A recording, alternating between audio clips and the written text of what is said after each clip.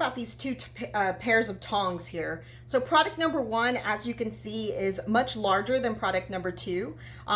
Product number two does have a silicone edge. They both have the little metal band all the way around it for it to be able to go ahead and open and close. I do use these for several different things. This one here actually opens much wider as compared to product number two, as you can see there.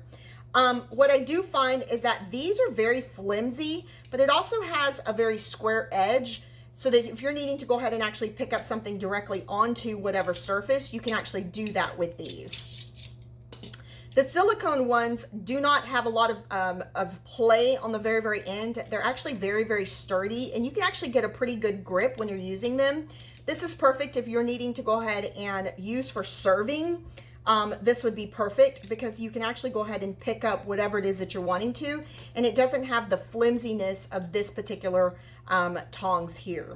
Either way, you decide which one is better for you, and hopefully you found this review helpful. Thanks for watching, guys. Y'all have a great day.